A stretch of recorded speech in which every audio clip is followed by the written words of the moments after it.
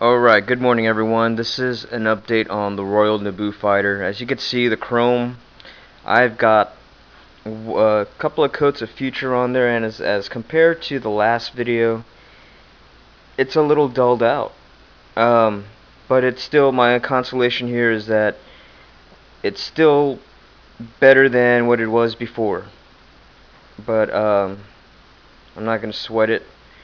It's not as chrome as, it's not exactly what I was hoping for. It looked better. Well, it's all right. I mean, I'm like I said, I'm happy with this. It's better than what it was before.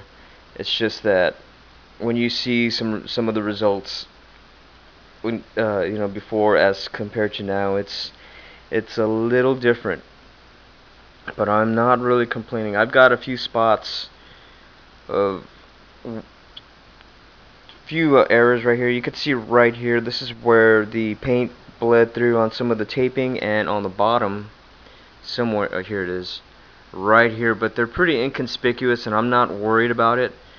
This thing is going to be weathered, so I can hide some more of the flaws that way.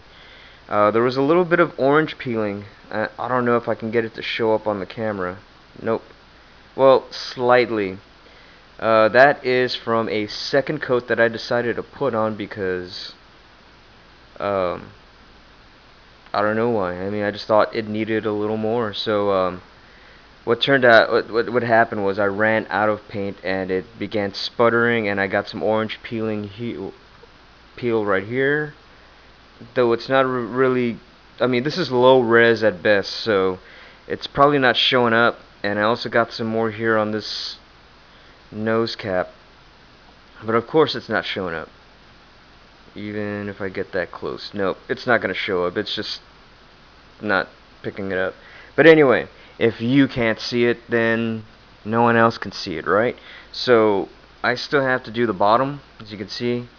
Got some more masking to do. The two halves of the Naboo fighter I'm not going to glue them together. I'm going to leave them kind of just as is. It holds pretty well. I mean, there's a fat seam right there, but this is a toy. It's going to remain a toy, so I'm not really worried about it. They're toys, but they're going to be up on my shelf. So I still have to run. Actually, I still have to drill out the holes in the cockpit here. I just want to drill out a few holes, run some fibers, run some fiber through here also.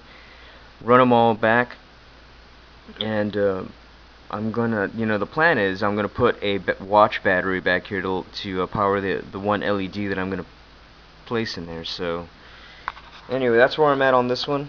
Chrome on the top portion is done. It's about as good as it's gonna get. Like I said, I mean, it's not perfect, but it is better than what it was before, and I'm going to leave it at that. So that's it for now. It is 5 in the morning. Do you know where your children are? So, oh, another project. I've got so many things here to do that I'm going crazy. Here's I'm working on this one. This is the primer stage where I'm going to repaint this. A couple of these. I have 2 of these here on the bench that I'm going to work on. And in addition to that, I'm still working on this little guy here. I haven't added any of the greeblies in here and haven't drilled out any holes, of course. But the plan is to put 2 LEDs back here. One green, one yellow, and that's going to power all of the lights that I'm going to be putting in this on the side panels. It's not going to be too much, but it's just going to be my showpiece. Also, what else is on the bench here? I've got the A-wing back there is on hiatus. Not really a hiatus, but I've already gotten all of the raised panel lines off. Now comes the arduous task of rescribing those panel lines, but I'm not going to go crazy like I did on the first A-wing and run a couple of thousand trenches in that thing. But also next up on the bench for paint will be this big guy here. I'm not sure what paint scheme I'm going to use yet, but I hope it's gonna look nice. I'm still planning to get at least 2 LEDs in here if I can, and maybe another LED in here to run some running lights or something, some in-flight lights, something, some markers. But that's it for this one. I'm gonna give out a thanks in advance to Supreme Obliterator, who owns one of the new casts of the B-wing, and is gonna take some shots of me. Excuse me. He's going to take some shots of his cockpit, so I can kind of greedily this thing up and make it look a little more accurate, if not movie accurate. But hopefully that comes through today. That's Thursday, right? So, Supreme Obliterator, thank you. If you get the chance to do it, be much appreciated. If not, it's no big deal. I'll just make up something. So, big shout out to Supreme Obliterator again. Model Man Tom for all of your hints and tips and tricks.